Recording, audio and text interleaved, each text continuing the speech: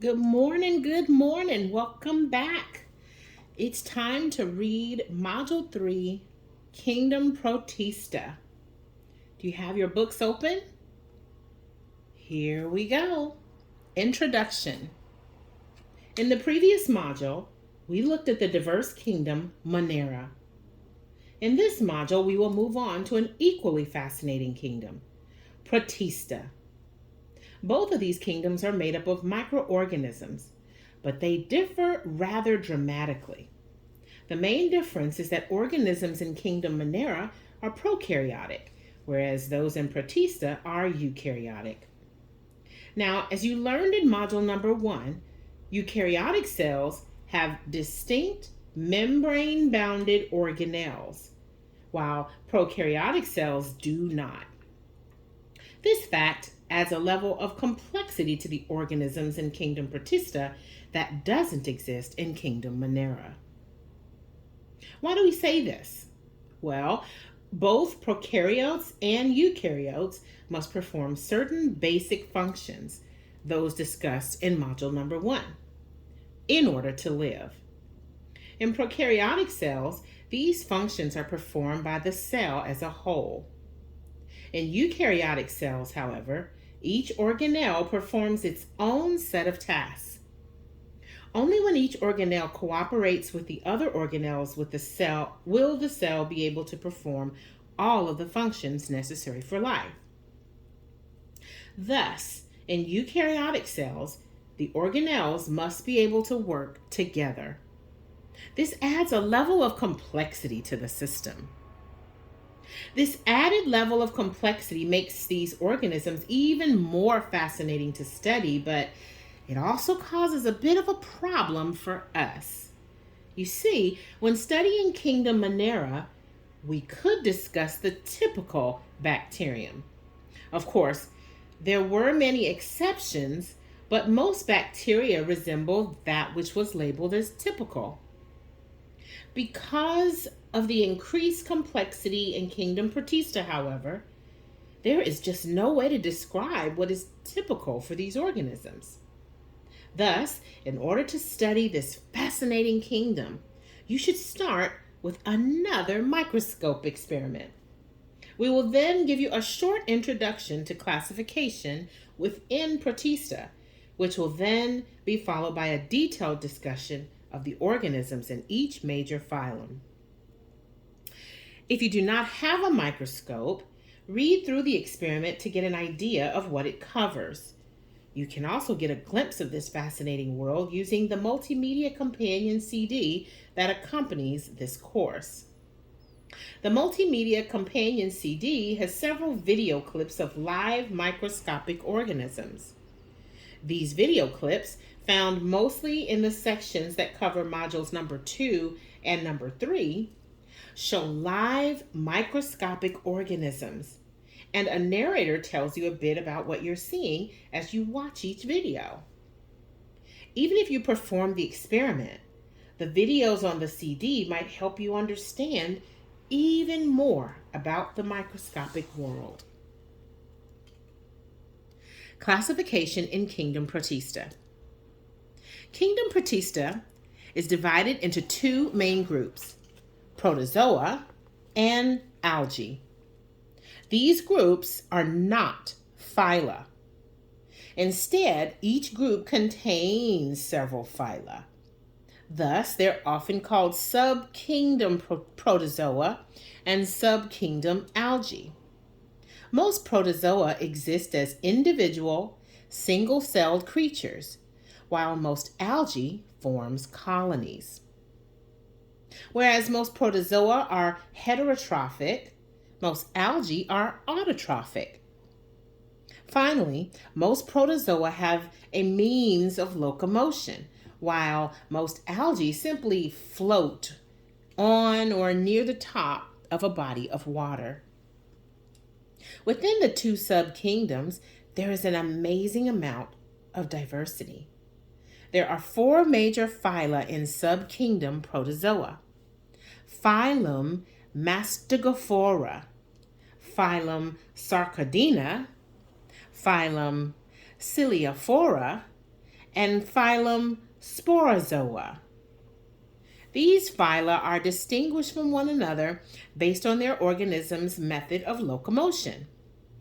Subkingdom algae, on the other hand, contains 5 major phyla: Phylum Chlorophyta, Phylum Chrysophyta or Chrysophyta, Phylum Pyrophyta, Phylum Phaeophyta, and Phylum Rhodophyta.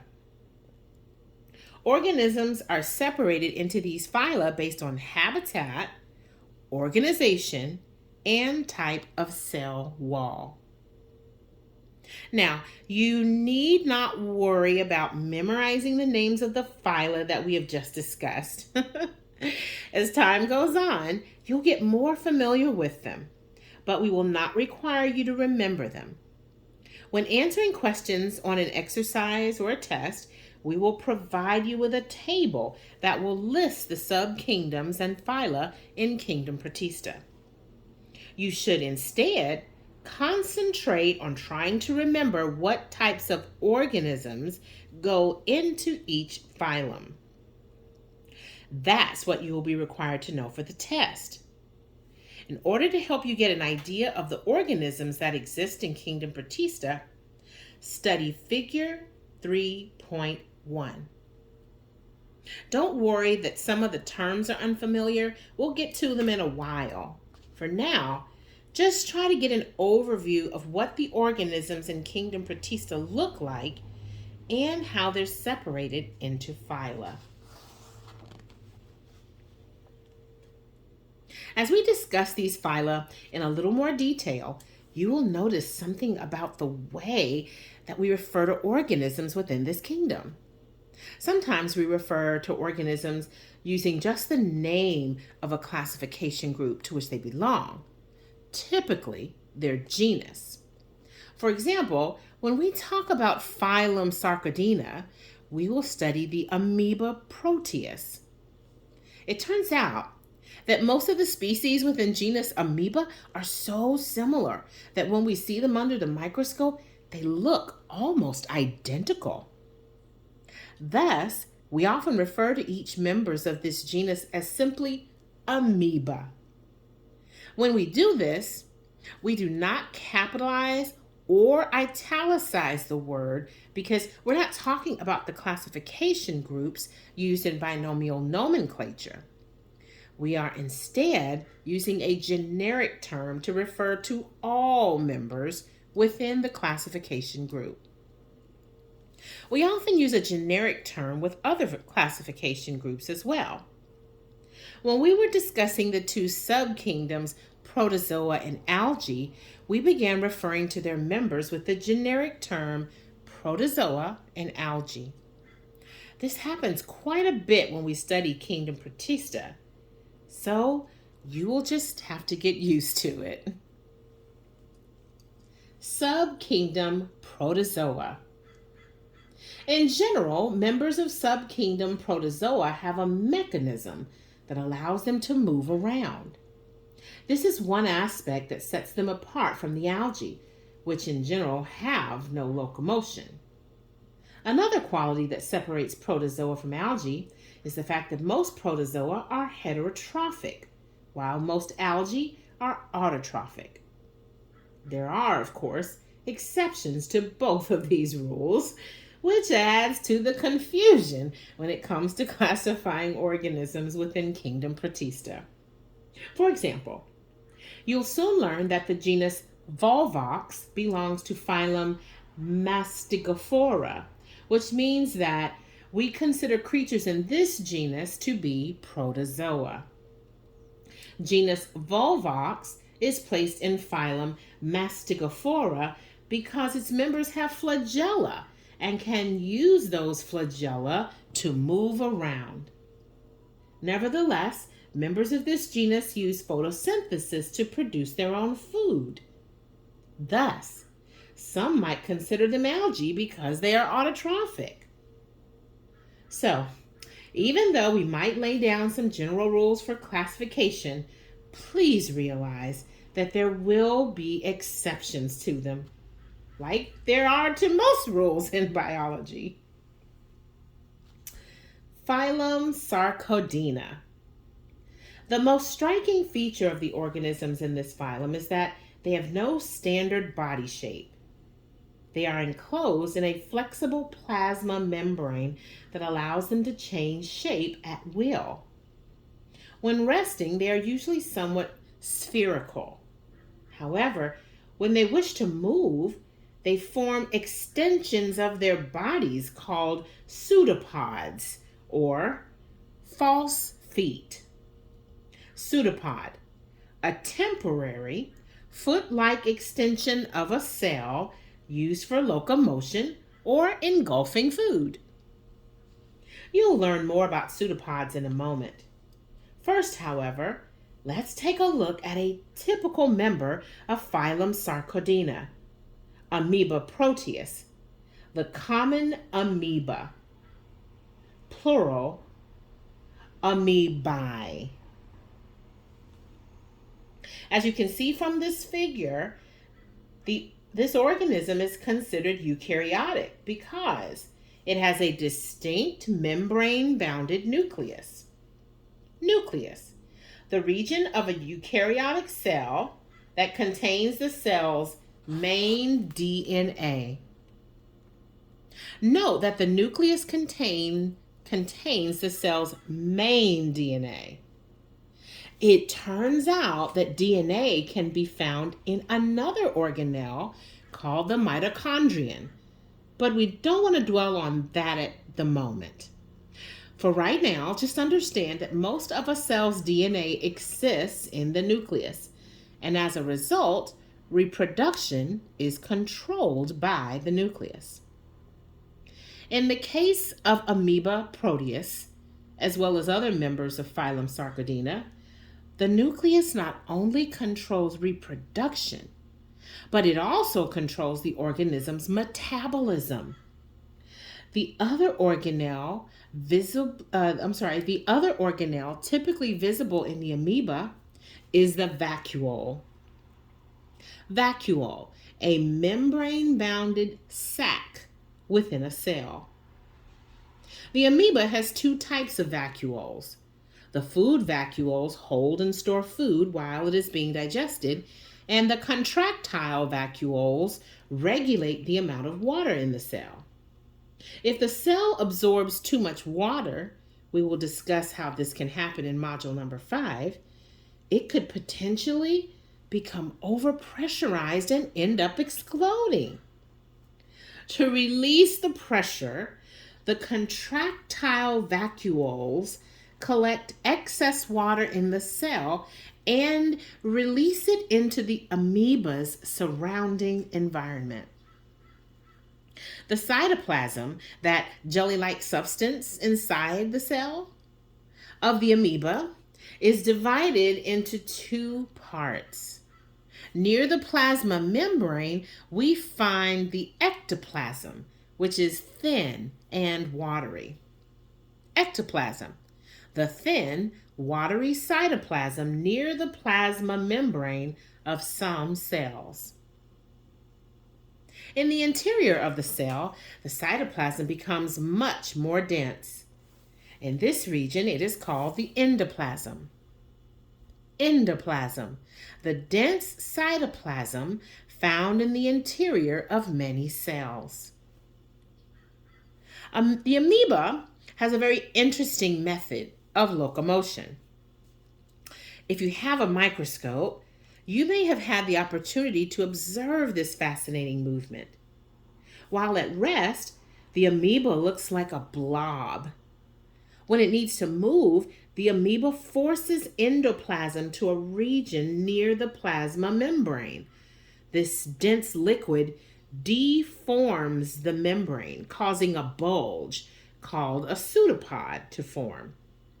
If the amoeba wants to move, all of this endoplasm can be forced into the pseudopod, carrying the cell contents with it. Thus, the amoeba moves by forming a pseudopod and pushing itself into that pseudopod.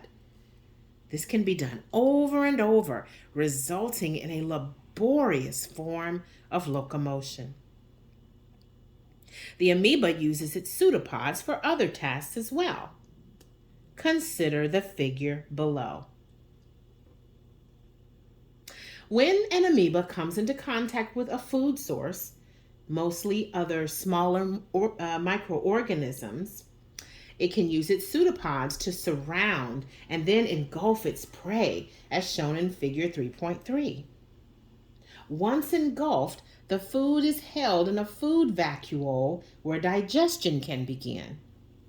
Once the food is digested by chemicals that are released into the vacuole, substances that can be used by the organism are sent into the endoplasm, while substances that cannot be used are ejected from the cell.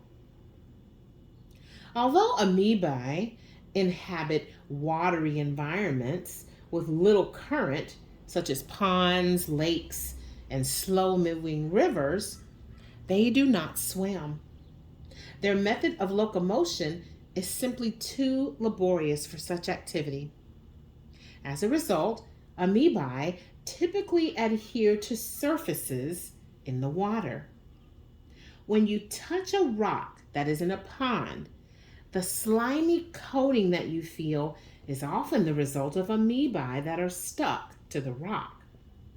In fact, when an amoeba is floating in water, it will try to adhere to almost any surface with which it comes into contact.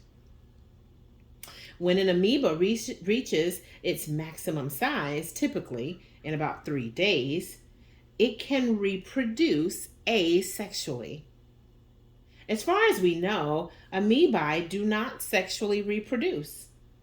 Amoebae can form cysts, much like the endospores which bacteria form, in an attempt to survive life-threatening conditions such as dryness or a lack of food. Other sarcodines.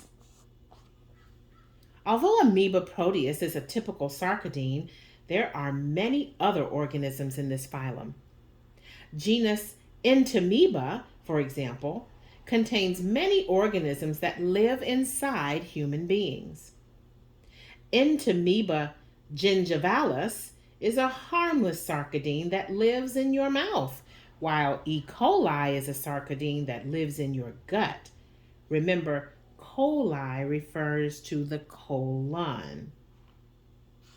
Notice that this E. coli is not the same as the E. coli that we discussed in the previous module.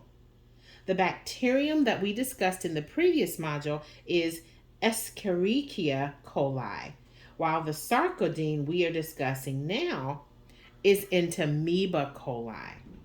They both inhabit the human gut, but they are quite different organisms.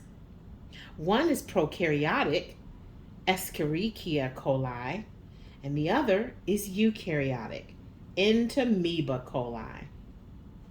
One is a bacterium, Escherichia coli, and the other is a protozoan, Entamoeba coli.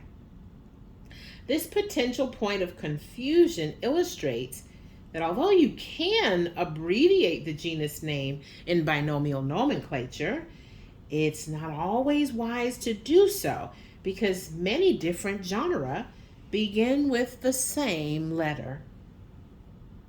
One other organism in this same genus, Entamoeba histolytica, is a gut-dwelling protozoan.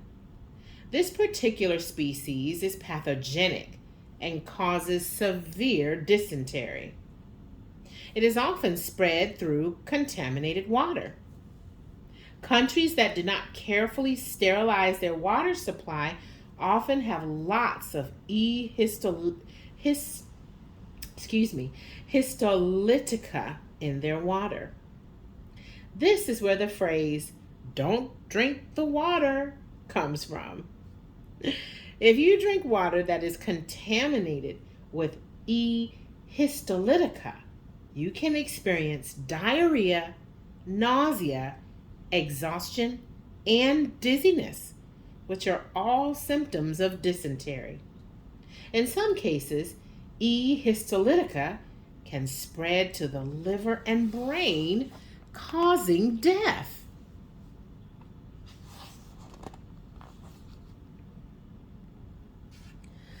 Phylum Mastigophora. As you can see from figure 3.1, one of the characteristic features of organisms in Phylum Mastigophora is a flagellum, which is used for locomotion. Because of this characteristic feature, members of this phylum are often called flagellates. Flagellate, a protozoan that propels itself with a flagellum. Although most flagellates use their flagellum to swim freely in the water, some use it to attach themselves to a solid object. Interestingly enough, this phylum contains all sizes of organisms. Some flagellates are among the smallest protozoa in kingdom Protista, while others form elaborate colonies that are large enough to see with the unaided eye. Members of this phylum can be found in a variety of habitats, including saltwater, which is referred to as a marine environment, freshwater, and moist soil. Genus Euglena provides an interesting example of organisms from Phylum Mastigophora. Members of this genus have the ability to produce their own food via photosynthesis.